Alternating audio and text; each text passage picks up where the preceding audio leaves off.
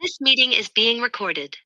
So I, I've been at GW for a while. I don't know if you know the area. I took over running the clinic from John Penn, who was the founder of the center.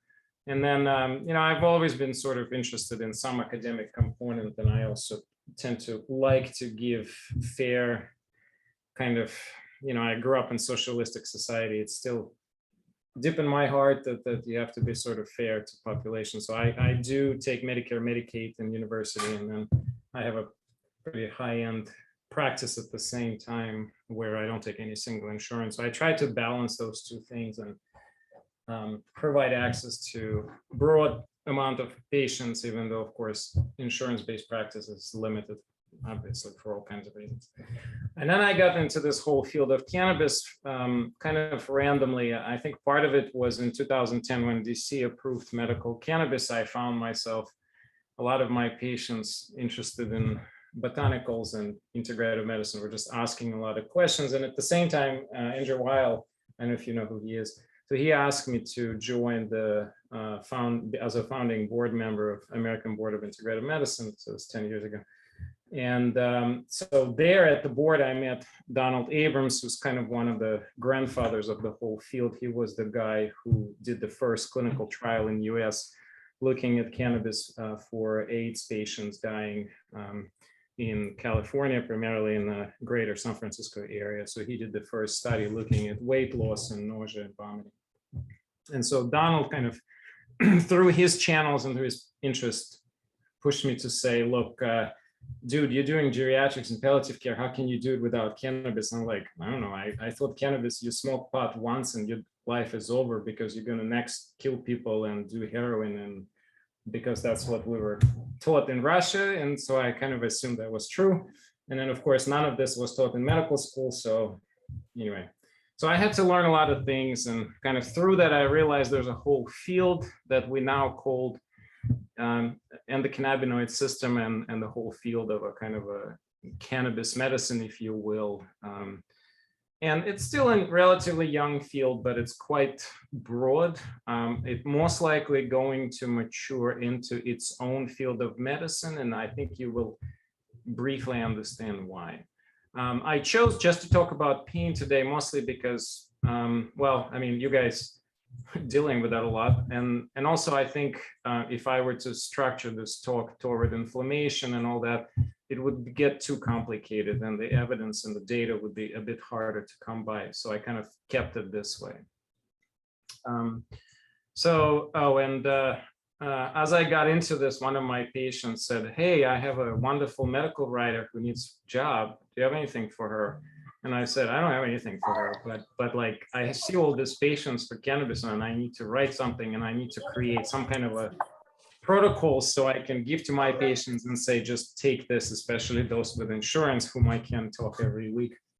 And so we wrote this book and actually took off, and I ended up on NPR a couple of weeks ago on Science Friday, and then the book won Best Summer Science Book, which is, I joke that I've always wanted to win some kind of science prize. I just never guessed it would be Science of Cannabis prize. So when I tell my friends and relatives in Russia, they just kind of fall off the chair, as you all know. And we can also talk a little bit about the case of Greiner, who actually I was one of her defense experts for her defense, since I speak Russian and English fluently.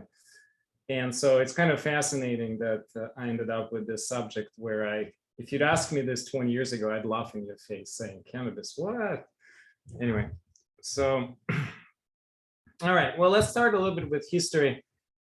Those of you wondering what this is all about, may actually know the fact that back in 100+ years ago, cannabis was a part of a standard pharmacopoeia. It was used to treat all these conditions listed. I often put the red lines here for the conditions that now, 150 years later, we say, oh, wait a second, there's a good evidence that these conditions can be treated by cannabis. And it's kind of hilarious that 150 years ago, they already knew all that, and now we're just rediscovering it. So of course, seizures, convulsive disorders is now the only official FDA-approved drug. That's a cannabis extract that is allowed, that is FDA-approved for seizures, Epidiolex.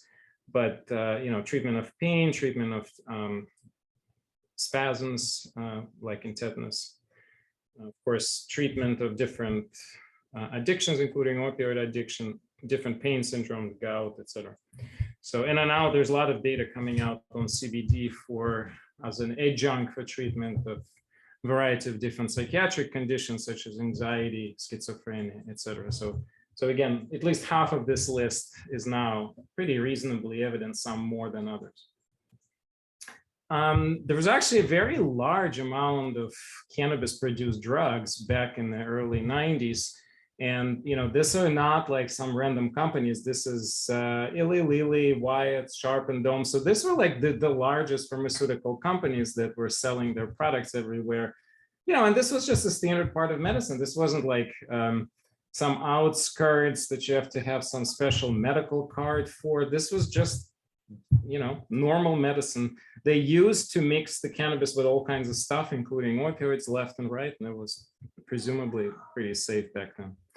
But things started changing. Interesting, I just want to say a couple of words here about politics of all this. So the whole crap and the whole magical fall of cannabis, how we sometimes joke, really occurred because of this newly established Bureau of Narcotics, which is now, of course, DEA. Back then, it was a brand new agency and they needed money. And Aslinger, Henry Aslinger, was the first appointed director of the program. He really just sort of tasked somebody to say, look, we need a bucket of money and we need to come up with something. And they had nothing. So they come up with this word marijuana. I mean, it didn't exist until 30s. And nobody knows actually what that word means or where it comes from. There's some idea, maybe it's coming from Mexican, Spanish, but the reality is it's unclear. And there was one of the most successful fundraisers of, back then of those times, because, part of it was the reefer madness, of course. Part of it was that they just come up with a new word that was catchy and it kind of caught on. And so they out of air, basically total lies and the complete thin air, they came up with this large propaganda, basically. That's the only thing I can say.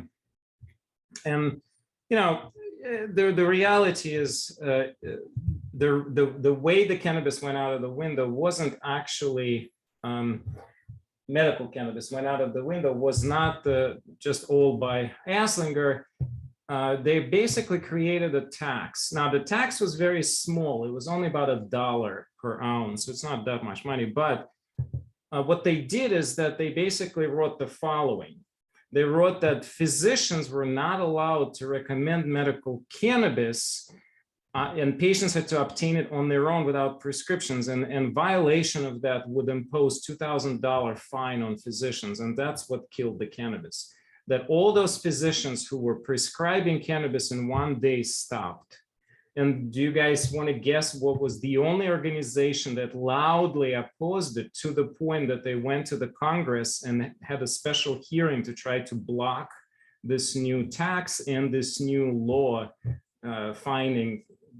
putting those crazy fines on physicians? Any guess what was the name of that organization? It's not a joke, it's the real story that you can find in archives of the Congress. The American Medical Association. That is exactly right. American Medical Association was the organization that said we should not do this, that this is a medical treatment, that our doctors using it left and right. And the commissioner of AMA to the Hill basically stood up and says, this is criminal. There is a words written criminal somewhere in that statement. And of course, all you know now that the AMA is still against legalization of cannabis. So I find it very kind of, it's hilarious that the same organization that back then when the money were for, now is against because the money is still for them. Since the pharma obviously pushes them not to allow cannabis, since they're going to lose a lot of money. We're actually going to see the evidence of a loss of money towards the end of the chat. So the terminology here is important. The word marijuana is sort of from those experts that believe needs to go away.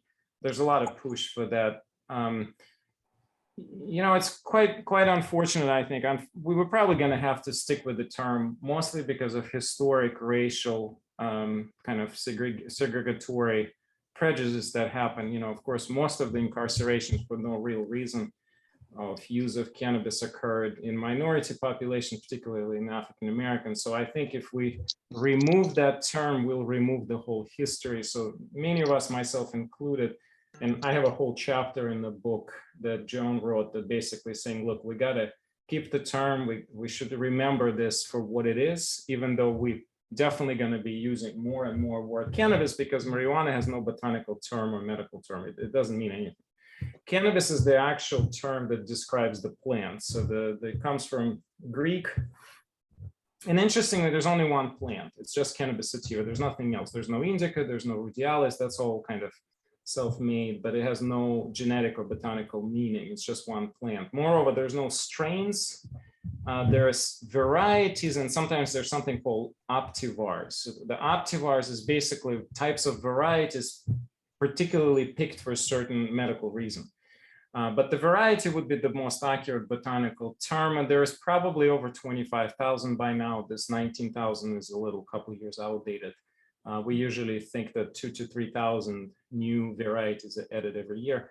It's a fascinatingly rapidly mutatable plant. So it's sort of like the COVID of plants, if you will, pun intended. And that's the reality. So the hybridations and picking particular quantities and particular concentration of active ingredients becomes relatively easier with this plant, which in itself, you should ask kind of a philosophical question. Fascinating, right? How is that the plant mimics our own endogenous biology and then coexists with us for thousands of years, highly variable, and has this massive medical role that we're just beginning to tap into?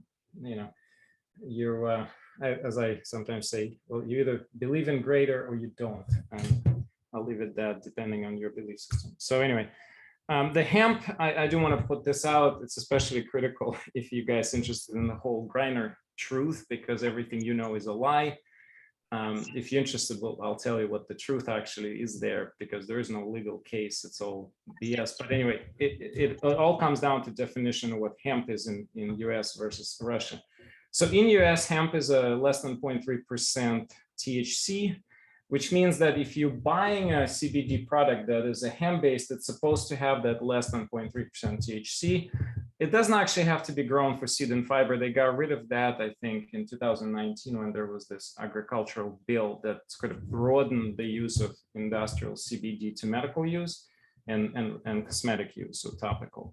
But of course, hemp has been used commercially for the clothing, for ropes, for thousands of years.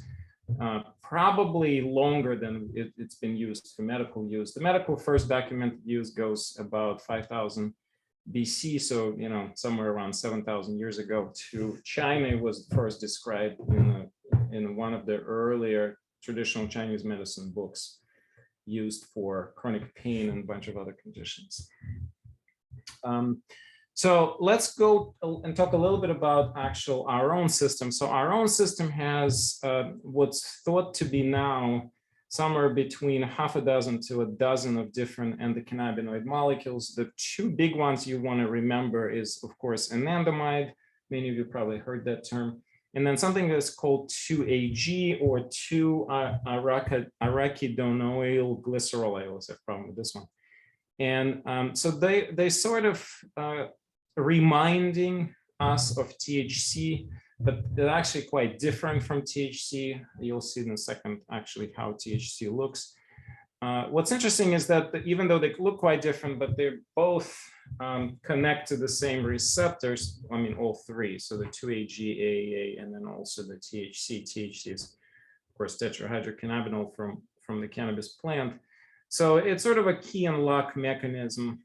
What's fascinating is that we actually know less about our own cannabis system that we know about cannabis from plants, from cannabis, cannabinoids from cannabis. So the anandamide was discovered in 92, while the THC was discovered in 64. So that's a pretty big gap out there. And so that's why a lot of this endocannabinoid systems have been relatively new in terms of realizing, well, how does this stuff actually works in our bodies? So this is kind of the road starting in the late 80s with identification of CB1 receptor. And then, so CB1 receptor is, actually, I'll show you the slides. Now there's a lot of attention to things like TRPV or TRP channels, PPAR, and a whole bunch of other non-direct cannabinoid receptor structures, which seemingly playing a really essential role. Fatty acid binding proteins are critical. Those are the ones that are responsible for degradation or non-degradation of the active molecules in our body. So let's go to THC. Obviously, that's where all the fun is, right? So one thing incorrect on this slide, I always forget to update this, is so the word psychoactive is incorrect in this context. So every cannabinoid out there that is basically not minor cannabinoid, but major, so in a significant amount of present in the plant, will be psychoactive. So CBD is highly psychoactive, CBG and all of these molecules. The THC is the only one that's psychotoxic. So that's the psychotoxic. It's the only one that'll make you high. But it doesn't mean the CBD is not psychoactive. CBD is highly psychoactive. It's a pretty relatively potent anxiolytic. It definitely has some mild pro-depressive activity. It's definitely reasonable at high doses, sleeping aid, etc. So to say that these molecules are not psychoactive would be inaccurate, but they're all non-psychotoxic except for THC. But THC is not only psychotoxic, so it does a whole bunch of other things. So it's very potent anti-inflammatory. It's actually also very potent antiviral. It turns out most of the endocannabinoid, most of the exogenous cannabinoids, so exogenous means from plant, have some antiviral and antibacterial activity. And there's a whole science about that. If you're interested, I can talk to you a little bit about. We're trying to publish the study now where we did observational cohort showing that CBDA, which is cannabidiolic acid, shows about 3-fold decrease in the chances of getting COVID. We'll see if we get that out because there's no control group. But we had 11 people get COVID versus at that time when we did the analysis, about 40% of the population had it. That's actually relatively important in rheumatology because, as you'll see in a little bit, I think I talk about this somewhere in the later slides.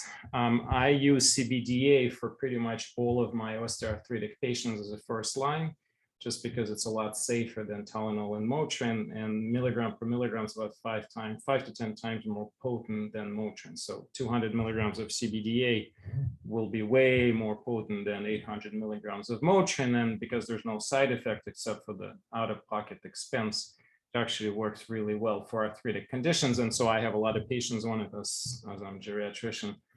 And that's when I started noticing a lot of my older patients were not getting COVID. And then I said, okay, let's look at this a little deeper. And then we have pretty significant findings there.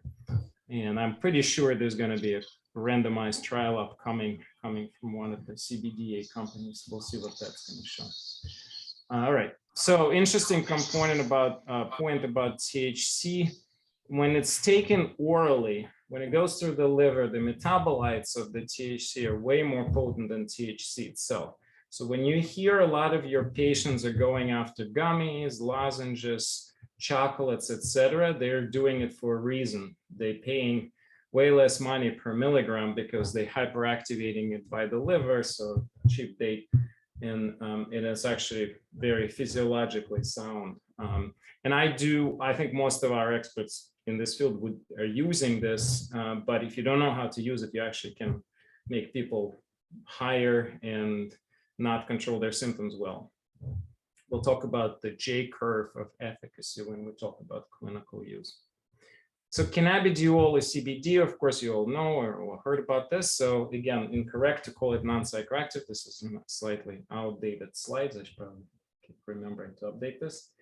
The important point to know about CBD that it's a very potent CYP453A1 inhibitor. So with that, you have to be careful.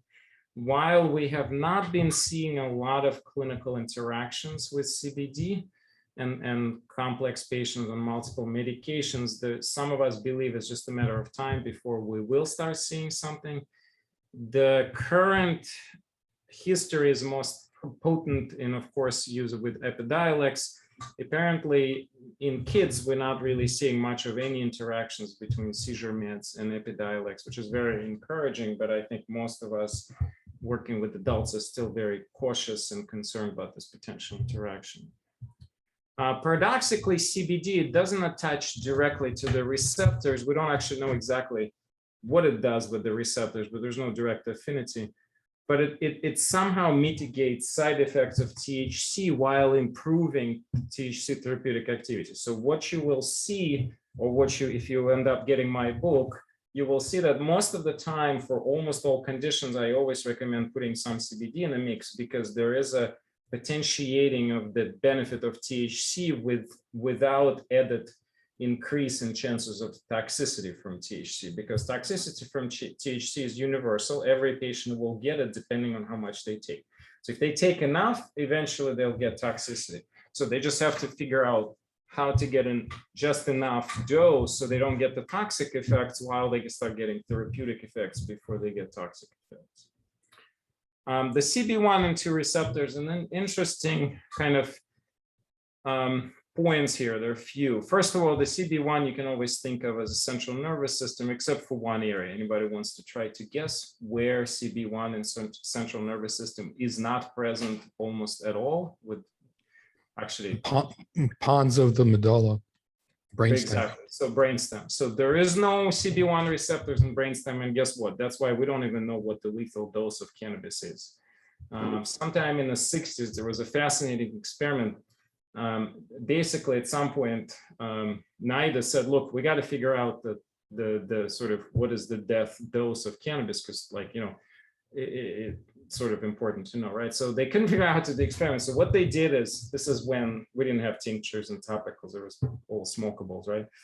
So they put this poor monkey in a cage, plastic cage with no air coming in and out, and then they started sticking the cigarettes, cannabis cigarettes, in there.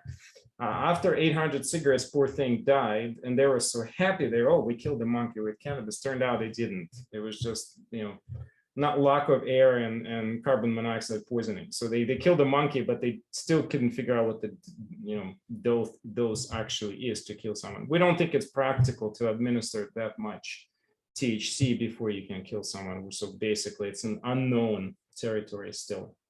Doesn't mean no side effects. Just notice I say that. I'm just saying that it's extremely safe, and no matter what amounts, it's probably reason is the fact that there's no respiratory suppression. So you can get really toxic, like obtunded, but your breathing is going to be just fine. And this is what we see a lot in clinical practice, especially now that cannabis is so available everywhere.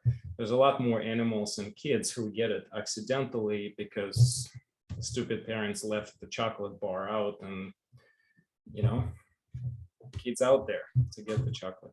Thank God mine are a little bigger, so they already know not to go. All right, I didn't say that. All right, moving on. So CB2 receptors are interestingly very heavily present in a variety of tissues, extremely high prevalence in variety of different parts of the immune system. And the belief there is that it's very important regulators of multiple inflammatory processes.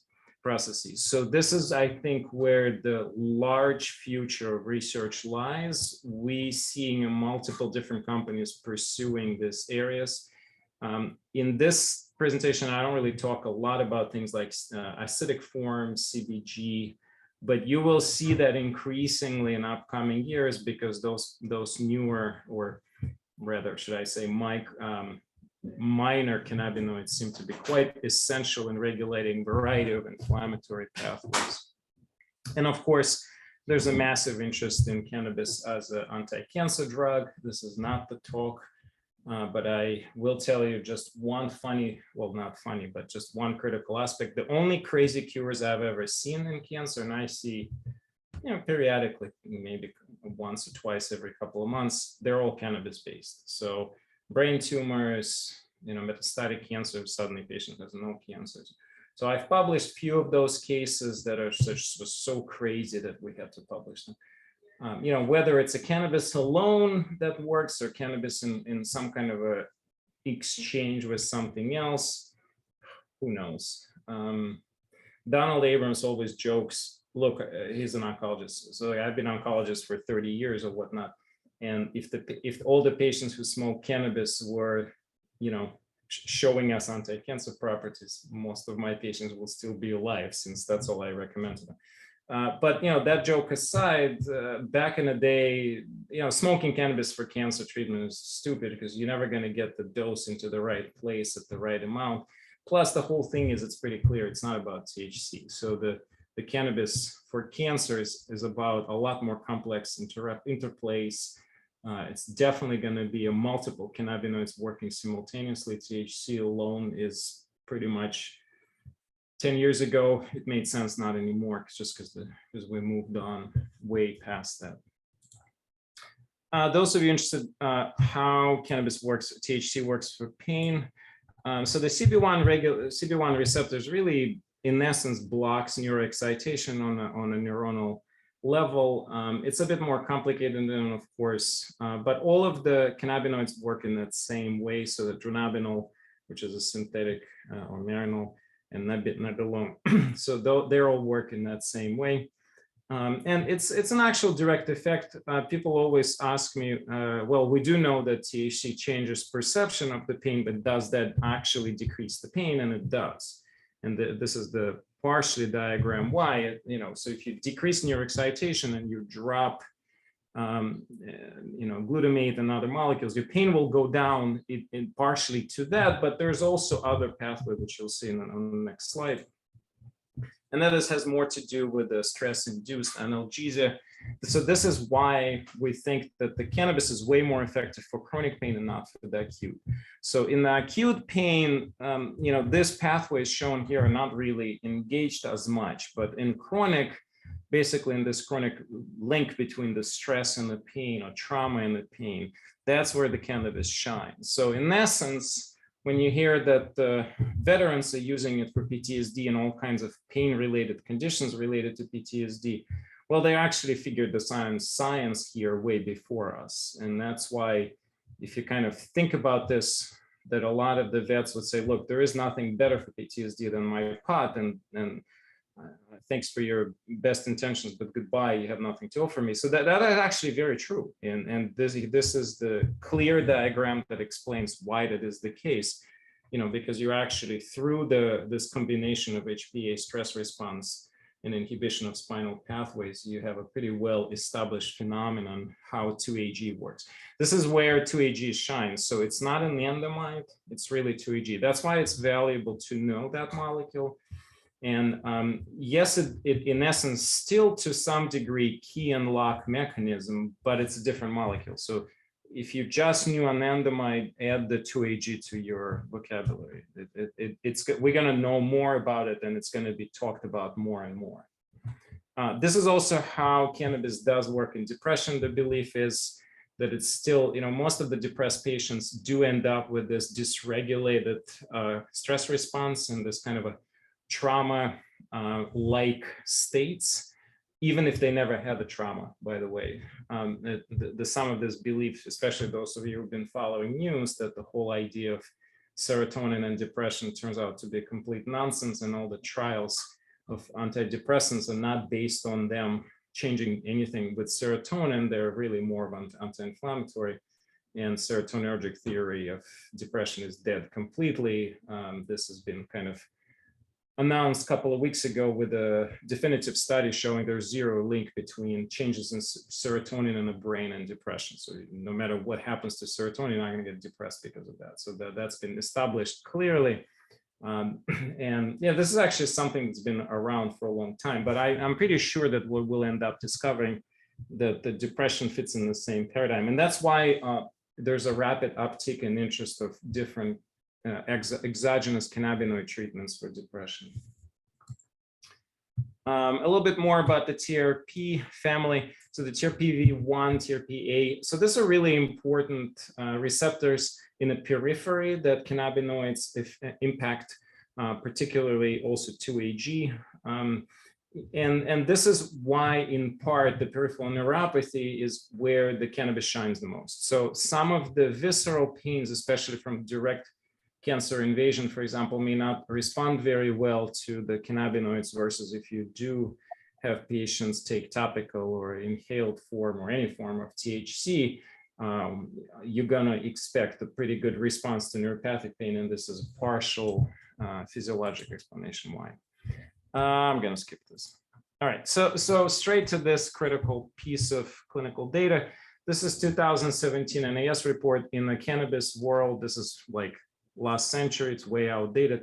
But the only reason I'm still pointing it out, because there's a lot of back and forth about overall evidence. And I like to use resources that are government independent, pharma independent, and relatively trustworthy. And I still find this report the most trustworthy from out of there. So this was a 60+ thousand studies analyzed by group of experts. Donald was part of that group. And, you know, when they looked at this, and they do your typical grade A to D kind of gradation for therapeutic indications. So for the chronic pain, they basically said it's a grade A.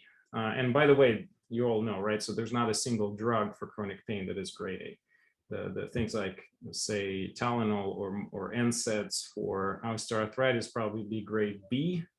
But there's no grade A for any chronic pain syndrome. And so basically they're saying this is most effective treatment for any chronic pain. We have, of course, this was published 2017. I haven't seen any change in government agencies saying, well, that's a good data. Let's somehow incorporate this in our clinical pathways. Of course, nothing changed, as you would expect.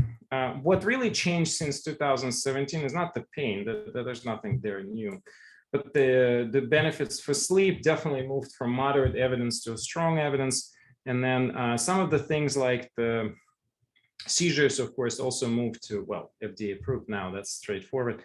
But even anxiety and multiple spasticity, I would say, moved way further up. Certain things moved down. So the appetite, we're pretty clear now, it doesn't do anything for appetite, even though everybody thinks that you smoke and then you get this munchies. Turns out that for actual weight gain, it just doesn't really do a whole lot. Interestingly, there are other cannabinoids that are probably better for chronic appetite suppression and weight loss. So something like CBG potentially is even more effective than THC, but I would say that there's not enough evidence for that. Okay, so we're kind of gradually moving into a more interesting part. And by the way, I thought that we're doing questions during. So if you guys want to ask the questions, shoot them in the chat. I'm monitoring the chat. Otherwise, of course, I'm happy to stay and do questions after too. So this is all of these patients are my patients. They may have, well, I think I removed names everywhere. So this is a police officer who came after basically a work-related injury on multiple different pain regimens. So she was working for the DC government. So interestingly enough, that this case at some point almost went to court, because when she realized how effective the cannabis was for her, she went to go ahead and talk to her superiors at work when she tried to get her work back. And the moment they oh, wait, they say using pot, you can't come back to work. And so she threatened with a legal action. They actually did hire her, and she's been doing just fine.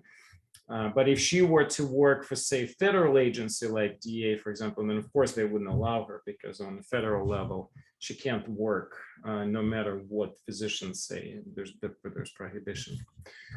So she was on multiple pills, nothing really worked. Even physical therapy didn't work really well. So she actually heard me talk on the radio, and then bought my book and read it and said, look, I want to come see him. So we started on suppositories. I actually do suppositories for chronic back pain as a first line a lot now, especially that our area in DMV, Maryland, Virginia, and district, patients can purchase suppositories pretty easily. The only problem with them, they're pretty expensive. CBDA, as I mentioned, most of my patients with chronic inflammatory pain end up on some form of CBDA, mostly because there's no interactions in the liver, and because CBDA is a COX-2 more than one. So you have a little bit of COX-1, so you don't have that problem that Vioxx had. There's 0 chances of cardiac. We have never seen any of it, but it's pretty potent. So it's much more potent than Motrin, for sure. And so that 50 milligrams a day quite often is enough if patient has a inflammatory origin of the pain to shift them to some better territory so they can start doing more physical therapy and staying more active. So titrated her up on suppositories, again, very common. This is where I'm going to talk about J-curve. So the issue with the cannabis is this. There is a kind of a mantra that everybody follows. You want to start low, go slow, and stop where you get to where you want to go. And then the only one I add to that is deliver it where it needs to go. So if you have a pelvic pain, low back pain, you would want to do rectal. If you have close to topical, so like neuropathic pain, always start with topical, because if it works, that's it. Safest, obviously, because the systemic absorption is going to happen, but it's going to be very slow, and amount of THC that's going to reach the brain is going to be comparably a lot smaller than if they swallow vape or whatever. I mean, I quite often recommend for patients to do inhaled in cases when they feel like they need an immediate relief. This woman didn't want to do anything with inhaled for obvious reasons, and she really wanted to go back to work. And, you know, so she didn't even consider that. I said, look, you may need something for breakthrough pain. She said, no, don't worry about it. I'll get through that. So basically, this was her kind of a final regimen on which she's been now for nearly a decade, that she's on basically no THC. So we basically cured her back pain in that sense. So no longer, you're just maintaining her CBD, CBDA. That's why they finally said, okay, fine, now you're not taking THC, we'll take it back to work. So this is a point that this slide is very old, right? So this is 2006, but it's still one of the best way to think about toxicity and addiction or dependence. We quite often forget what we're handling. Most of our, you guys all prescribe opioids, I'm sure, at some point in your career. And so you can take a look at just the basics of what we're doing. The morphine, obviously, doctors do all kinds of things. Obviously, oxycodone is going to be somewhere in there where the morphine is. So, CBD. David, I don't know, maybe you want to mute yourself. Thank you. And then, of course, the heroin is here. And now look at the active dose to lethal ratio here of cannabis, LSD, and psilocybin. So think about this for a second. I want to play a political game here for a second. So this is Schedule 1, the heroin. This is Schedule 1. This caffeine, right? That's not even like, you had a cup of coffee this morning. But look at the ratio of safety. Your caffeine is way deadlier than cannabis, LSD, or psilocybin. This is the substance we have no idea what their dose is to kill someone. We just don't know. I mean, it's impractical to take so much because the body will reject it. I mean, they'll vomit it or have diarrhea. And so put those things into the Schedule 1. And by the way, look at the addiction. So LSD, psilocybin, we don't know what the addiction is, probably none. The cannabis addiction, the 10% that everybody quotes, that's based on recreational use only. The moment you mix CBD in there, my experience has been after 3,000 patients, I've only seen one case of dependence and addiction where I literally had to tell 18-year-old, okay, we're done. I can no longer recommend it to you. You have to go, you have to find another doctor because like you're misusing it and you're trying to manipulate me. One patient, okay, so given most of my patients are older adults, so I think there's a lot more responsible use. But I periodically treat kids with cancer and anxiety, panic attacks, and all kinds of scenarios. So it's not just that I only see older adults. A commercial dispensary K to use for us medical professionals should we use? There is no better sources, obviously, if you want to be legal in this field, because you have to comply with your state where you practice. You're going to have to use dispensaries. Now, in every state that is legalized medical cannabis, you will find that dispensaries are regulated, and they're regulated reasonably heavy.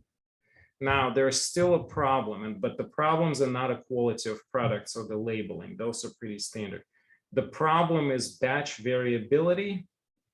And the bigger problem is basically the fact that even when you have similar products, the normal botanical variability quite often basically makes it very difficult for us prescribers to be correct with recommending the dosing.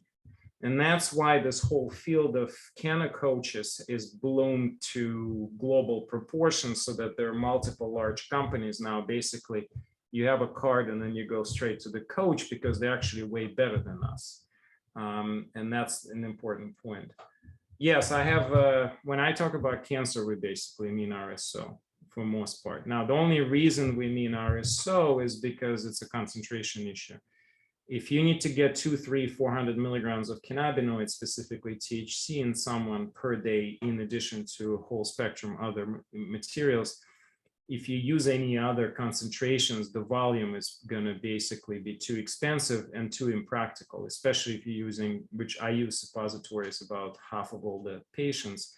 You know, I can't make suppository out of, say, 30 milliliter 1 ounce bottle that has a gram of THC. It's impractical. If I need to get 200, say 100 milligrams into each suppository, there's no way physically to do that, because it'll be, you know, you have to put it in 2 milliliters. There's no practical way. That's why the RSO is typically a gram of extract at 70 to 90% in 1 milliliter. So it's the most concentrated form. Okay, so in terms of the geriatric patients and specific therapeutic indication, by the way, if you're interested in aphrodisiac effect of cannabis, just get the book, because there's a whole chapter on that. Short answer for that, less is better. If you overshoot the J curve for aphrodisiac, you will have actually suppressed the sex drive. Moreover, you're probably going to perform poorly because of the toxic effect going to kick in. Remember, the magic of cannabis is the J curve. If you take anything out of today therapeutic value, remember the J curve. If you didn't get to the right dose, it's going to not work. If you got to the bottom, that's where you have to stop. If you keep going higher on a dosing, not only are you going to overshoot and it stops working, it's going to actually start causing often the same exact problem that you're trying to treat. Very good case of in question is the cyclic vomiting syndrome, which is, of course, you know, from overuse of THC. And those of you who've been following the slides, so that one of the top indication of THC is the nausea and vomiting, specifically in cancer. So the same exact molecule in overdose is going to cause the symptom that you're trying to treat with a lower dose, it's a J curve. And so quite aphrodisiac, specifically in geriatric population, but also in the mid-age, believed to be also very aphrodisiac as well. But the science of that needs to be better, by the way. I'm wondering why I use the word toxic for intoxicating THC in neutral form. I'm wondering why I use the word, because that's the right word to use, because psychoactive is too broad. There is no better word that I'm aware of. All cannabinoids are psychoactive, so you can't really just lump THC with them, because recreationally, THC is the only molecule that people go after. There's no value in CBD, CBG, or any other minor cannabinoids. So there's a colloquial decision to use psychotoxic word as the word specifically signifying THC. This is the more modern way of cannabis medicine agreed standards. So like when we're teaching courses, if you're going to take any certificates in the cannabis medicine, those are the ones we're utilizing for now, at least. I don't know, Kenton, I don't know if I answered your question. Maybe not, because I'm not fully understanding it. Maybe you want to unmute yourself and ask it verbally, it'd be easier. Right. Okay, hi. I was just, you know, cytotoxic, psychotoxic. It just, I react to that term as being damaging instead of intoxication, which is really a description for the euphoric effect. And sometimes the euphoric endpoint may be, you know, therapeutically valuable. Right. So, well, right. That's a great question. So there's a whole field of us, myself. I mean, I'm doing half of what I'm doing is palliative. I mean, kind of, is intoxication in palliative medicine is a therapeutic effect, or is it, you know, so it's kind of crazy to think that. I think this is a kind of our current way of trying to align ourselves with more conservative folks. That's probably best I can answer. You know, and also kind of a more clear way of separating recreational use from medical. Of course, you can say recreational effect, and sometimes we use that word. But when you're talking about the medical effects, you also need to separate, because if you actually take too much, you're definitely going to have psychotoxic effect, right? So it's not just going to be pleasant high, you're going to go stuporous and you're just going to be toxic. Stoned, I guess, would be the Yeah, generally, I mean, what's her name? Gruber at Harvard has shown, you know, therapeutic endpoints actually increase executive function, white matter, and things like that. Well, so no, that's not so simple. So what Stacy, and I know her personally very well, so what Stacy is pointing out is the following. When you don't cross the J curve and you stay under the level of right psychoactive, okay, let's use that, or intoxication, right?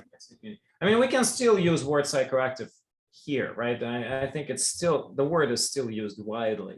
And so if you stay under that radar, turns out not only are you going to have a profound memory stimulation, and it's actually the most interesting current drug of research in Alzheimer's. And if you guys can have me back, I can give you a whole lecture of how I use cannabis for curing of Alzheimer's. We're already doing it in clinical practice. There's no question, and there's a massive amount of preclinical data to show why. And basically, it all comes down to our own endogenous THC tone declines. And if you look at patients with Alzheimer's, none of them have it. So there's no question that the major problem with underlying pathophysiology of Alzheimer's disease is a complete FAA overcome and total lack of THC in the brain. There's no question. So Stace is basically clinically going to showing, look, well, there's data, and in animal models, the cure of Alzheimer's is already here, it's cannabis. So that's already been done. Now, is it going to translate to humans? Who knows? But if you overshoot the J curve, again, you start having the opposite of what you're trying to treat. That seems to be fascinating in terms of just overall philosophy of this, right? It's kind of low dose does one thing, and then the high dose does exactly the opposite. So the memory loss occurs only at the high dose. If you ever taken a microdosing of THC at the right dose, you're going to notice dramatic sharpening of the cognitive function. Absolutely correct. And you know, you just have to know how to play with this. They're thinking that adding minor cannabinoids, but more importantly, particular terpenes, things like limonene and things like maybe myrcene and definitely pinene, alpha and beta, those seem to be the critical for like this, the optimization of certain pathways. So the future of all of this is going to be a mixes of different cannabinoids with different terpenes, and that is the question. In fact, there's a whole idea of changing the labels, because right now we're just doing THC CBD and this stupid sativa versus indica thing, but that's going to go away. So the future is probably going to be, you're going to look at that circle that's going to have a terpenes, and you're going to know what's your terpenes for particular condition, and then THC and CBD is going to be minor in there. Yeah, that's. I'm not telling you what my specific cannabinoid recommendation for Alzheimer's, because you actually depends on the patient. It's really variable. If the patient is toxic, I'm not going to give them any cannabis. So if they come in and their Alzheimer's is not Alzheimer's, but heavy metal toxicity, which is about 20% of all the cases, you have to detoxify them. If you're interested in this, Google my name and the cases that I published. Yeah, those are great points that you bring up. Thank you. Yeah, sure. But you know, but for the general Alzheimer's, like somebody who's ApoE4, so they're going to be heavily pro-inflamed. So those are the ones where you're going to use a lot of CBD, and you're going to use a lot of CBDA and probably CBG and some other molecules, and only a tiny of doses of THC. Mikhail, would you like to speak a moment then, since you're reflecting on terpenes, about beta caryophyllene inflammation? Yeah, and probably pinene in the context of mitigating some of the memory loss effects of THC. Yeah, so I mean, I wasn't really preparing to give a whole thing on that, but so beta caryophyllene, we think that it's really critical for pain. And there's actually a quite substantial data, and including Stacy's group, but there's some other, there are Canadian groups that are doing this, and also several NIH grants on this topic. So when you add particular, let me see if I have that to show you guys. I don't know if the camera is going to be a good, but there's a whole cycle, like there's a basically, no, it's not here. So I have this wonderful diagram. It's like a circle that shows you which terpenes does what, and the way you combine, you position the THC on. Yeah, that's on leafly.com. Leafly.com, but there's a company that's, I think they're called, I think they're just called terpenes. True Terpenes. True Terpenes, thank you. Yeah, True So they have Terpenes that, has you can buy it for like adopted. 10 Yeah. bucks. It's very useful. Yep. And so if we have time, I'll see if I can Google them, or maybe you guys can Google it and put it in the chat.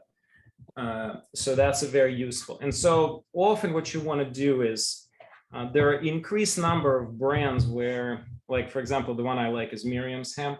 So you would pick a product. Let's say you're going to pick 1-to-1 CBD to CBDA. And then at the end of it, you're going to click and you say, I want a mix of beta-carotene, pinene, and let's say linalool, right? And this would be like a nighttime cocktail for my patients. So it'll be, you know, pain controlling, will have some of the cognitive benefits, but it will be coming. So, you know, not stimulating, versus you could put limonene in the morning, so it'll be more stimulating, so they don't fall asleep. The opposite, because CBD actually can be at high doses pretty sedating for some patients. So that would be quite available. Pinene is thought to have clearing of those cognitive side effects of THC, but I would just say it's just simply cognitive inducer. So you can literally take pure pinene and have a better brain function. Those of you who are wondering if I'm right or wrong, wake up in the morning, go to a large pine forest, take a couple of breaths, and you'll feel like you just had a cup of coffee. And I'm not kidding. If you haven't done it, go ahead and experiment. I'm not kidding. I mean, pinene is a very decent cognitive booster, and it's been known for a long time. In fact, traditional use of a lot of the cannabinoids historically, they knew about all this interplay. So they would apply different products for different ceremonial purposes based on that. So we're not really discovering anything new clinically. We're discovering new mechanisms and understanding it deeper. But clinically speaking, a lot of this is just revisiting old forgotten tales, stories. All right, this is what I want to show you partially. So you combine opioids with cannabis and you're saving thousands of lives. This is quite old data, 2014. This is JAMA Internal Medicine. This is not just some random journal, basically showing first couple of years, you have 20-25% drop, and then you get up to 30%. You know, I talk a lot about politics that I'm not involved in it, but this is, if any of you do, like, are you hearing this? Like, why is this not a standard fight against the opioid epidemic? I don't know, but it seems like pretty crazy not to, because the data has been there for a long time. It's a very heavy data.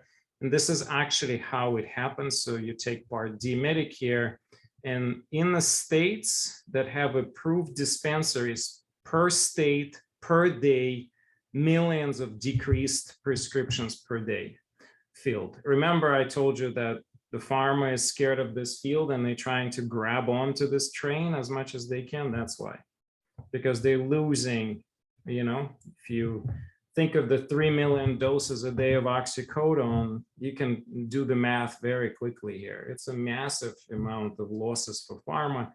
And by the way, this is now a couple of years old, but it appears to be exactly the same story for all the sleeping aids, and both over-the-counter and prescriptions. So the use of Ambien went down in some of the states by as close as 30% in certain instances, because of the effectiveness, right? So it's just not as effective, and patients don't like it compared to when they find THC or CBD working for their sleep problems.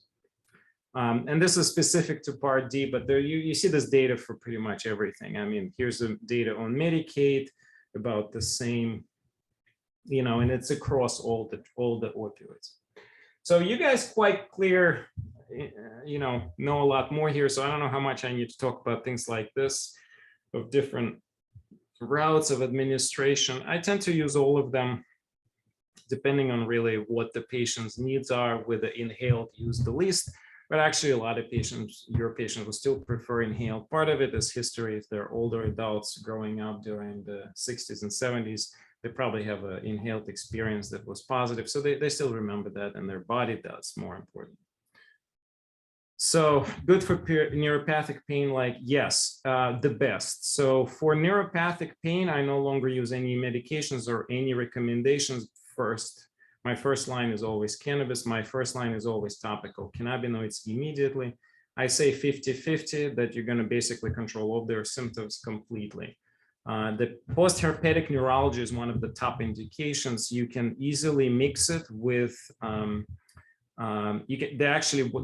what I do is the cheapest way to do it, because creams can be expensive. They buying either RSO, which is quite cheap, or the per milligram, or they buying concentrated oils, and then I teach them how to make topicals. I have a whole instructions, and there's tons of do-it-yourself recommendations. There are several good books, like a Cannabis Pharmacy has a whole section on that. And they can even add cayenne red pepper mix bought from Amazon for a couple of dollars into that to potentiate it, right? So you can also just, if you're prescribing them, I'm blanking right now, the topical prescription cream for the neuropathic pain. Well, you guys know what I'm talking about.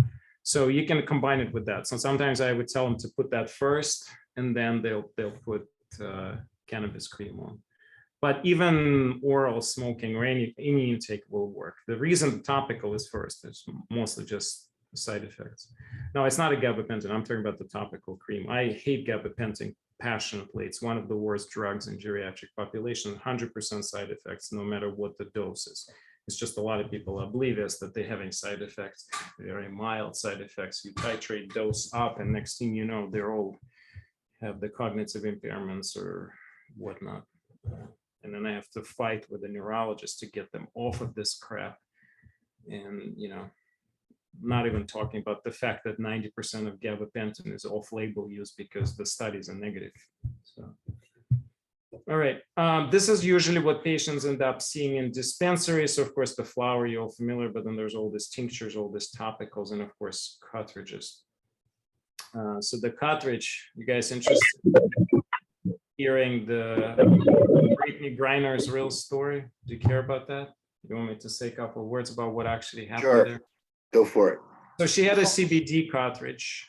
There was no hashish. That's all bullshit. They tested the cartridge. They basically said, well, there was some THC in the cartridge. We knew there was all mostly CBD, but there was some THC. And then when they were asked, well, can you, oh, and her urine was negative. So she tested negative urine. She had the CBD cartridge. She had a medical letter from the doctor saying that she's using CBD cartridge for pain.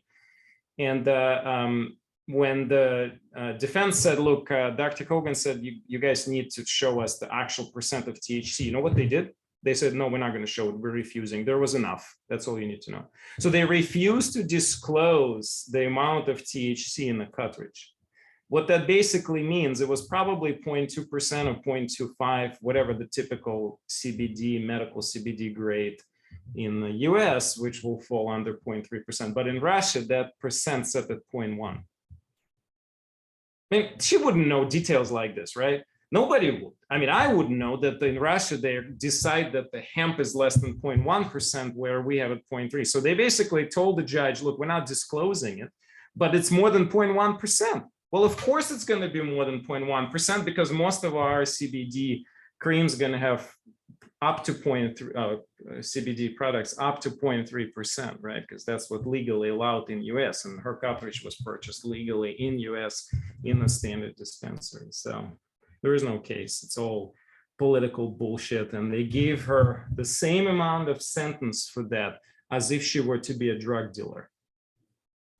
Just so you guys think of that for a second. All right. So, but that's what the cartridges are very commonly used and liked for a couple of reasons. So one, they're very concentrated. So people don't need to take a lot, and they're quite inexpensive, because if this is 80%, that means there's an 800 milligrams in this 1 gram cartridge. And for $90, that's actually quite a good deal, because if you buy and you smoke or vape a whole flower, you're going to be spending 5 times more on the same amount. And that, people know that. The problem, of course, that everybody's scared of cartridges nowadays because of EVALI. So those of you who haven't been following that, so EVALI is it's a basically long toxicity from unclear source, probably vitamin E acetate, but it's never been fully proven. And it's only occurred from bootlegged illegal cannabis and tobacco cartridges. But their bad rep went out, and unfortunately, a lot of the really good producers kind of started phasing out some good products, and so industry gotten a little shaken up by that. But I think it's slowly coming back. It's a very good, relatively speaking, because of the concentrations. But another main reason, there's a slight delay onset of efficacy, and it lasts a little bit longer. So it also gives people a lot less cough most of the time, especially since some of the newer devices tend to have a better regulation in terms of the temperature control. You can release it at much cooler temperature. So I think I'm out of time. So what I'll do is I'll show you a couple more slides, but you guys can stop me whenever you want. I don't know how long you typically go. This is the consensus that came out in late 2020. Basically, the reason I want to point this out, I'm not necessarily following this all the time, but the idea to start with a high CBD to THC ratio is very attractive.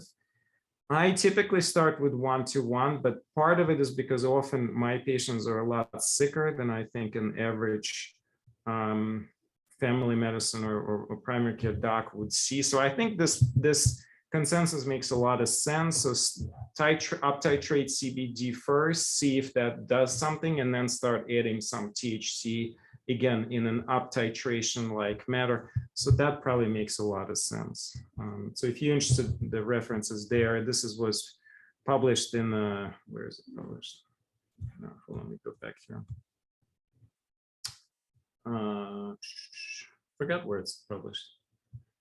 But it's in one of the decent journals. There should be down there somewhere in the bottom. I can send you guys the slides if you care.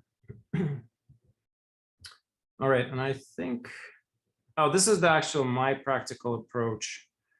So you will need some THC for most of the pain patients, but not for all, but I would say for probably 90%. And I do tend to start with mostly sublingual forms, unless it's a low back pain or pelvic pain, where I always start with rectal. If it's a neuropathic and they're really afraid of toxins or anything intoxicating, I would definitely give them topical. So that's another caveat. And that's it. So that's the book. The book is written for patients, but it's actually detailed enough with the precise protocols for lots of common conditions. So I'll just leave it on, and if you guys are interested, you can find it on wherever. It's available in any format, Audible and Kindle, whatnot. So maybe a couple more minutes for questions, if that is. So some of our members are involved in different companies manufacturing it and whatnot. How do you determine which products you're going to use and determine which ones are better quality, lesser quality? So if you're getting the products from dispensary, every state requires of each batch to be tested, and they actually do independent testing. So there's no reason for you not to rely on that. The problem comes with picking the CBD products, the hemp products off the actual, websites. The way I do this, I test my own products. So the testing is not very expensive. I do like only handful of testing companies. I basically ask for a sample from the company. I take a couple of drops, put them in a little tube and mail it to the lab, and then get my own results.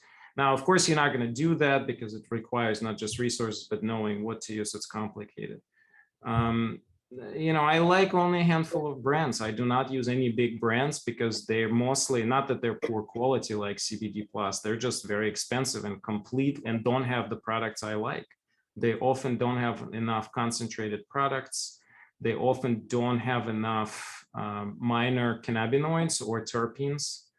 Often they can't even make the terpenes. So I think the future is going to be compounding industry. I have no doubt. I'm starting to see a hemp compounder slowly appearing. The smaller company, the boutique companies I work with, they tend to often make large batches on demand. So sometimes some patients will figure out finally what works the best, and then they'll contact me and I say, okay, let's talk to this company. And for like $2,000, they'll make them a year supply of particular thing. And that's the same batch they're going to use for a year. When the thing's put in a solution of oils or alcohol I don't like just for obvious reason in the mouth. But when they are in oil, they're pretty stable. 12 months shelf life is pretty universal. So they're not going to degrade faster than that if they're in the amber glass. You have to be very careful with a lot of studies like the one somebody just sent me about this Chauver Davis analysis. Yeah, that was completely fabricated by pharma. So a lot of the data out there published in the top journals is really the pharma trying to push back. And you have to really understand what you're doing and how you're reading the data. So that study was basically is wrong. The data analysis of saving of lives from opioids is very clear. It's a direct substitution effect. It's pretty straightforward. People who start on cannabis, those of you who do enough in this practice, I mean, generally I say 75% discontinuation of opioids within about 3 months of appropriate use. That's what I'm seeing. And I have patients who often come on a 30, 40 medications at the same time. I mean, I'm a geriatrician in academic practice. It's not unusual for me to see a patient on 30 drugs. And I mean, I would titrate those meds off regardless of cannabis because, of course, that's what geriatricians do. But the problem is then what do you substitute if they're coming in with pain? I mean, you can try to send them for physical therapy and do acupuncture and all this stuff, but a lot of this stuff is very expensive. Way more expensive than a monthly dose of cannabis at $100. Average acupuncture session would be between $100 to $150, and Medicare pays $40. Most of the acupuncturists don't accept Medicare. It's a practicality. Patients vote to cannabis with their feet and their wallets. That's what we're seeing. And as I showed you the data, we're seeing those patients in millions, not in thousands, not in hundreds of thousands, in millions. And it's, it's sort of the data is lacking. Definitely, we need a lot more data. The biggest problem with lack of data is not that it works or doesn't work for pain, but what are the best products, best ratios, best routes, best timing of the dosing, and should the pharma get involved here? That's the key question. Should they come up with a precise peel formation of a whole extracts so that the patients can get a precise, consistent doses day after day? You start running into a lot of kind of a larger political and philosophical questions. I'm staying out of that for time being. I will tell you that there are multiple pharmaceutical companies. I'm an advisor for full disclosure for 2 of them, but they're trying to do that right now as we speak. It's an obvious need, right? Because the opioids are falling out of favor. We need to do something else. It's pretty clear. And this seems to be like one obvious solution that's relatively low cost. And there's no point trying to make this synthetic because it's a lot cheaper to make a whole plant extract. So the problem is consistency and stability of batches. And that's the real biggest issue for the whole industry. It's not so easy to solve. That's why the farmers getting, they know that problem. So, all right. Mikhail, I have a question for you going back to your geriatrics roots. You not infrequently, at least in the part of the world that I'm from, meet geriatric patients that are already considerably downregulated. So the question of dosing becomes critical. Right. And yet at that same age is where they can be afflicted with cancer pain or life's experiences, PTSD, to where that's the reason they're downregulated. They're chasing that higher THC for therapeutic effect. And with just those two, let's say qualifying conditions, if you're looking at it through a legal lens, or conditions just in terms of diagnoses, if you're looking at it as a treating physician. Between PTSD and cancer pain, you get somebody coming in. How do you detox them? Do you bring their receptor saturation down by giving them a drug holiday and then start building them up? No. It's an awfully hard thing to catch up with. Or do you in that case, liberalize THC? No. Just start bumping CBD and CBDA rapidly, because those going to dramatically alter how the receptor is seeing THC, and they will not be interested in taking more THC. They're going to downregulate with the CBD on board very rapidly within a week or two. So remember, CBD is going to allosterically modify THC effect. They're going to not start getting high if that's what they keep doing. Yeah, you're going to lose some patients. They're going to walk away from you and say, hey, I don't like this anymore. I was high, now I'm not because you're giving me CBD. Well, you can't satisfy every customer, right? But those who use starting and they have some experience, they're going to quickly realize that this is different. It's not the same way. It just controls their symptoms, but they're not getting us high. That you got to learn how to use minor cannabinoids immediately. The THC is a small part of the game. If you get so J curve, my first point. My second point is, if you're just using THC, you're completely missing the whole field. You have to learn all minor cannabinoids. At the very minimum, you got to learn CBD and CBDA. Those are the two minimum ones. But I would say you have to use CBG. You have to use THCA, you have to learn how to do CBC, you have to start using all of those other ones. Why? Because the more you figure out how they work, the less THC you have to use. And because of that, it's not just a cost issue. Actually, in some ways, THC is the cheapest milligram per milligram. It's really more of the efficacy, because eventually you need to figure out, when the patient comes in, how you said, with all those complexities, what is their main dysregulation of their endocannabinoid tone? And that's where the magic starts occurring. You have a patient coming in with a cancer with, say, lupus and, history of alcohol use. Okay, well, that's where the THC is going to be good. But if you don't put CBDA in there, you're probably not going to get their inflammatory responses under control quickly enough. So, the part of it is, let me put it this way, it's the volume of experience. So that's why I said in the beginning, I don't know if you caught this, that this field is becoming as its own separate medicine field, because it's that complicated. Currently, we got a grant from industry to create the set of competencies for the ACGME. Because the part of the problem, all the medical students graduating, it's all over the place. Some of them get some education, some get nothing. And then they bombarded in residency and senior, third and fourth year, with the patients asking questions that neither they, residents or attending, can answer. Patients get upset, and then they go to dispensary, they get advices from dispensary that are all over the place. And some of them are highly expert, and some of them are, basically high school kids selling high, and they have zero sense of what's going on, and they overdose half of their patients. So it's all over the place, and it's going to take a long time before we're going to see some standardization. So your choice is, find somebody in your area who knows this, or learn it yourself. Unfortunately, I can't give you a better answer, because it's that complicated and sophisticated, and once you get to that level of sophistication, your practice is going to change forever completely. I will promise you that 100%. You will never look at the pain, insomnia, anxiety, depression, Alzheimer's, every inflammatory condition the same, because you're going to start seeing clinical efficacy. Just like, when you start using opioids for chronic pain, right? You know that it works. It's kind of like that. Like, it almost makes no difference to me Like, you don't need any evidence to tell you that aspirin or morphine works for pain, right? So after thousands of patients, it's the same with cannabis for me. But yeah, I can't make your experience.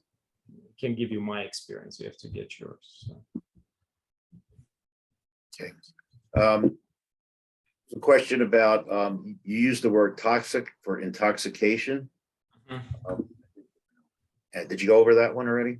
He did. So, Okay, thank you. Okay. for neuropathy, you have to put the cannabis topically on the area where it hurts. Otherwise, it's going to do nothing because it's systemically going to absorb, and what will end up in the tissue that you're trying to control is going to be minuscule. It's all about deliver it where it needs to go. That's that last fourth and probably even more important mantra than the first three.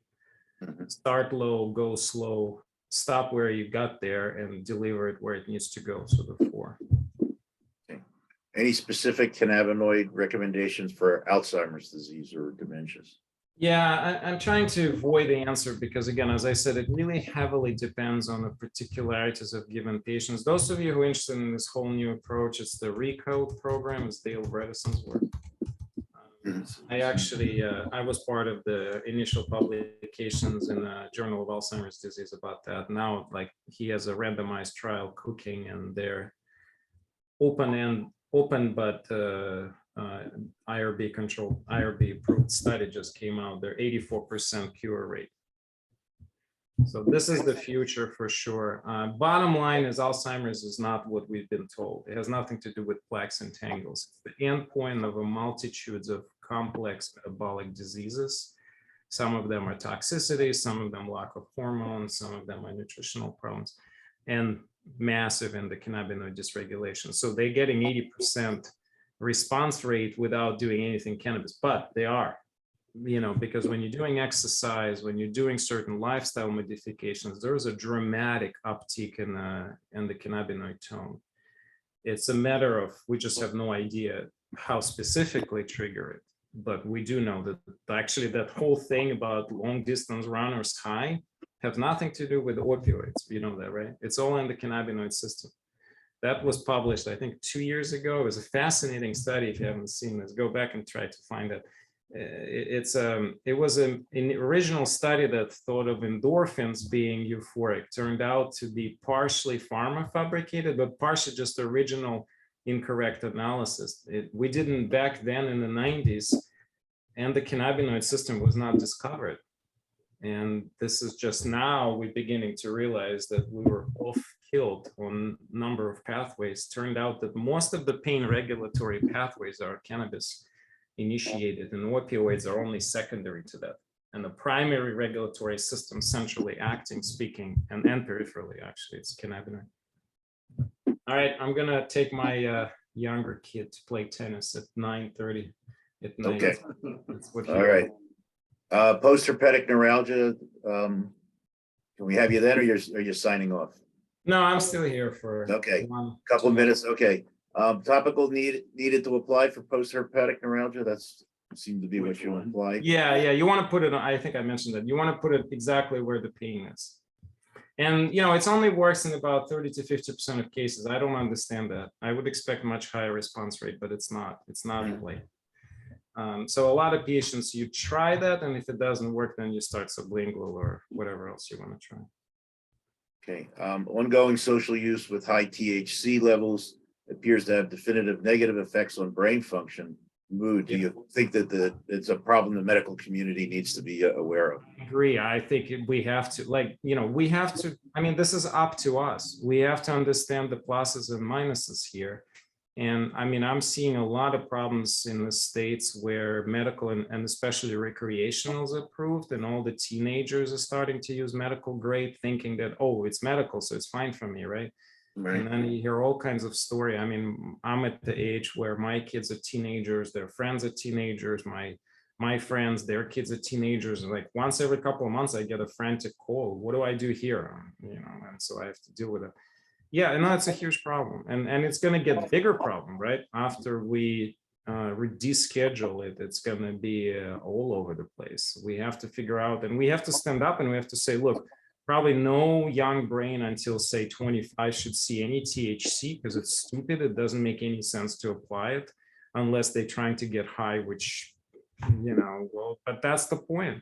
I mean, we're in society that likes to self-medicate with whatever it is, whatever they can get their hands on, whether it's alcohol or THC. But yeah, I mean, I think this is the lesson here is what turns out to be not very good for young brain turns out to be very good for old brain. And I think that's the fascinating part of the whole field, but it doesn't decrease from the complexity and the fact that THC at younger age increases risk of early onset schizophrenia and all kinds of problems.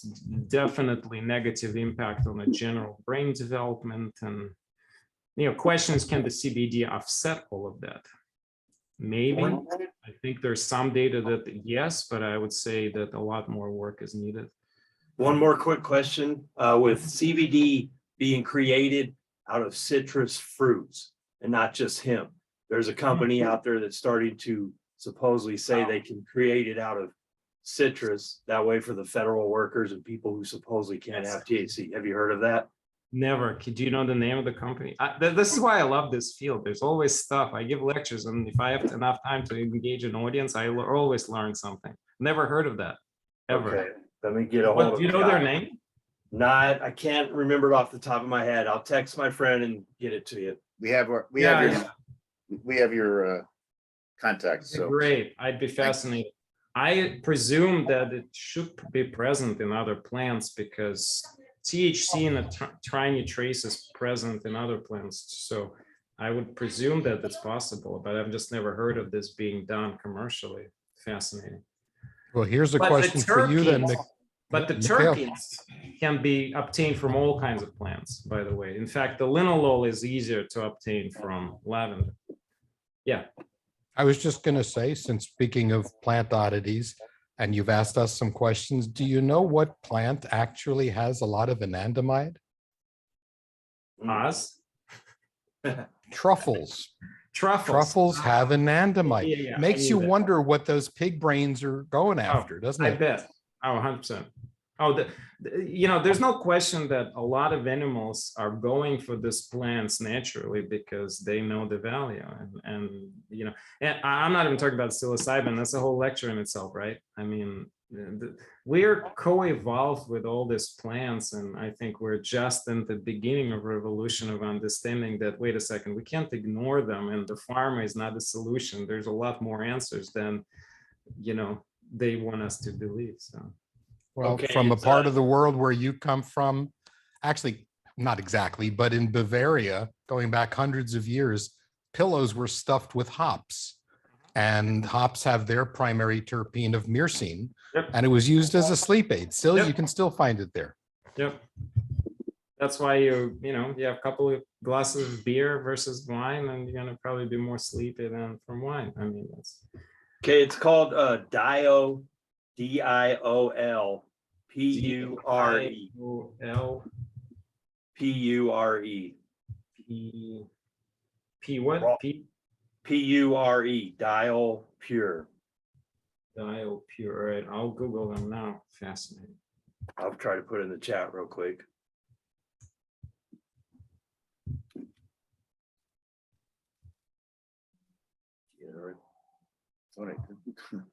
Yeah, whatever I typed was wrong. Can you put it in the chat?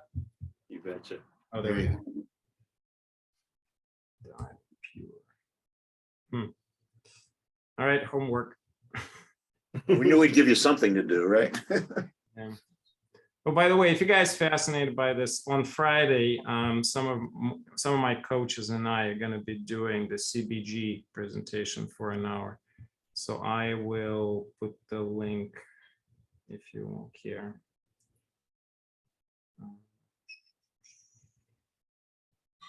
I don't know if it's going to come out, but I guess I can't pass this. I'll email you guys that. Okay, send it to me and I'll send it out to everybody. Yeah. Okay. All right. Well, thank you so much. It was Very very well. Thank you. Thank you for Excellent. your time and great talk. And please don't be a stranger. you know, Happy we to love. come back. Yes, please be part of our group. And as you sort of heard, we're pseudo rebels with the cause. I love it. Yeah. I love it. So this week, so thank you so much, Dr. You're good. Kogan. And Bye. next week we have Dr. Brad Watts is going to be talking about the gut brain immune interactions. And you know, that's you know, again, something those of us that have been around a while never heard about in medical school or residency. So that'll be next week. I'm not going to belabor too much point about, you know, what's going on this week, except for one discovery. So one of the things I've been doing is sort of gathering all of our, as you know, we have all these webinars on our website, aosrd.org. Put it down, srd.org/webinars. You know, all the recordings are there. You know, one of the accusations was that we didn't have a website, which we've had, you know, for 4 years. And as you know, we were the main complaint was that we strayed from rheumatology and autoimmunity. You know, I went back and looked at one of the videos. Because one of the guys who got up and complained said he was from the Council on Education, and he was shocked that we had lectures on autism and traumatic brain injury, which happened to be my lectures, which do have you know, immune and cytokine issues in it. But he stated that he looked at our programming from Seattle, which I wasn't involved with, and I had to look it up. It was in 2014. And that it was substandard. And he said he looked at it on April 15th. Well, on April 15th, that was the same day we got our recertification for 5 years, scoring 99.5 out of 100 from the same committee that this guy said he was from. But the thing that I wanted to show you was, yeah. So I sent this in the, this was in the flyer, if you looked at it from this week. So like I said, I've been looking for, just one of the things I've been doing is trying to gather all of our information so we have it in one place. And we've been involved with OMED in 2020 and 2021. We put together our lectures, and the AOA has it on their website along with a number of other subspecialties. And we've actually made over $30,000 from the two programs. So it's been you know, okay.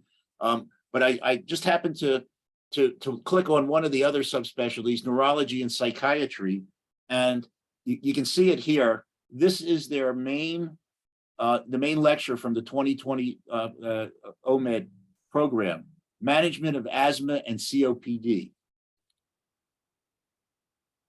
And then this was their lineup of lectures, also 2020. Hospital management of asthma and COPD, acid-base balance, medical emergencies on commercial flights, pulmonary hypertension and pulmonary embolism, high-yield OBGYN, passion, privilege, and professionalism, and update on vaccines.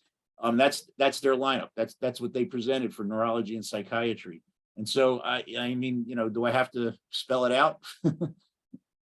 I mean, you know, what's the difference between what we at least had some rheumatology in our programs. So so that I just, you know, I'm probably the only person who obsesses over this, because I feel kind of sort of a bit responsible for, you know, having been the impetus for the killing of our company. However,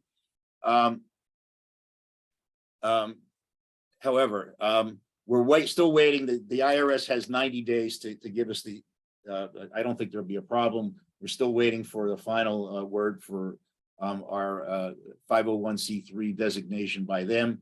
Then we're ready to go to the AOA and present our bylaws. The complaint is going to be that we're duplicating other subspecialties. So if you have protocols, and especially that. So we need to show that conventional medicine and integrative medicine. So as I said, 2 weeks ago, I did at NOMA, I did the lecture on Hashimoto's thyroiditis just for that. And if you guys, anybody has any things that are written that you have, we can really use them. On another front, we had been negotiating with AMMG, Age Management Medical Group, to become their CME provider. And I put it on hold when we got thrown out, but it turns out that we're still able to, we are still ACCME certified, which means that we can grant MD credits, but not DO credits. I'm still having a hard time wrapping my head around it, but that's the way it is. And I've checked a number of times, and yes, that's the way it is. Is that for the full credentialed time Yeah. of 4 years? Yeah, for That's- 5 years. That's It's amazing. It's 5 years, actually. 5 years, okay. Yeah. So we've set up, we actually have, like I told you before, we have the American Osteopathic Society of Integrative Medicine is now a registered LLC, nonprofit in Nevada. And we have a tax number that's separate from AOSRD. I'm going to keep both until we get credentialed with integrative medicine. So at least we still are able to grant the MD credits. So we're going to run both until once we get one MD credit and or DO credit and MD credit, then we can think about just closing down AOSRD and transferring all the assets over to integrative medicine. Like I said, so AMMG, we're going to be being their sponsor for MD credits for their video courses. They have a live course coming up in October, but they couldn't wait for us to to get this sort of mess undone. But we've started working on. I've been working with the head poobahs there, and we're going to get that done pretty quickly. I think within the next week or two. So we'll see a little bit of revenue from there, but we're going to be the CME sponsor for them. And I'm going to go back to A4M now, since I know what the score is, and we'll talk to them also. So that's kind of the latest as far as anything's concerned. And we did get another $10,000 and some change from our video course for OMED 2021. We are still grandfathered in for October 27th to 30th. Our program's all set, or it's been accepted. It's set, but of course we can still make some changes. Those of you that are speaking that are on here, we need your lectures videotaped on Zoom by September 15th. So please get that done. I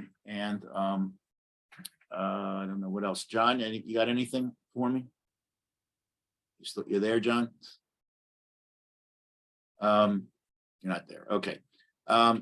So the other things that are going to be, and I need some help. I know some of you said you'd be happy to help me, and I do need some help. So with AMMG, they have a certification program, and we're talking to them about using their program as sort of the backbone for a certificate of competency in integrative medicine that we'd like to roll out. I'd also like to see a newsletter, if we can get that together at least once a month or once a quarter, at least something, and get those things rolling. I think once we become established, we never really, since I've taken over, had a membership fee. Because I didn't think we were worthy of it, really. So when AOA would ask a list of our members, I would just take anybody that'd been to our paid programs. Like I backed $50 out of that and said, okay, you're a member. But I think we can do it, do a formal one, at least coming up. John, what do you got for us? Yeah, I do have something. We're working on the logo for the integrative medicine that's in the work, so we're way ahead on that. All the speakers have been fantastic and presented their papers on time. We are working with IRB, which has been recommended by a few smart people like Dr. Block and Dr. Crowley, and it was mentioned tonight. So we're still dealing on international levels with international groups in case it gets too fuzzy in the United States. But tonight was a great show of the truth, and it was fantastic. So anyway, everything in Boston is going 100% fine. Okay. There's a question about the slide deck. I'm gonna have to get that from Dr. Kogan. And I'll send him a message and see if I can get that. Anybody else have any comments, questions, complaints? I don't know, recipes. If we get, you know, I guess OMED in October is our swan song, right? Oh. John, so. Oh. So we'll have a few fireworks there, and we'll make it our best show ever. I'm assuming it'll be the last show for AOSRD, but you know, they've kind of set us free, and we can sort of you know, soar or sink. You know, you know, it's up to us, really. So anybody else, comments, questions, complaints? Going once, going twice. We'll have this up as soon as I have it rendered. Usually takes 24 to 48 hours. It'll be on our website. I'll try to get the slide deck from Dr. Kogan for everybody, and I'll put that up also. Okay. Other than that, so good night, everybody, and stay well. We'll see you next week, same time, same station. Okay, take care. Good night. Good night. Bye. Bye.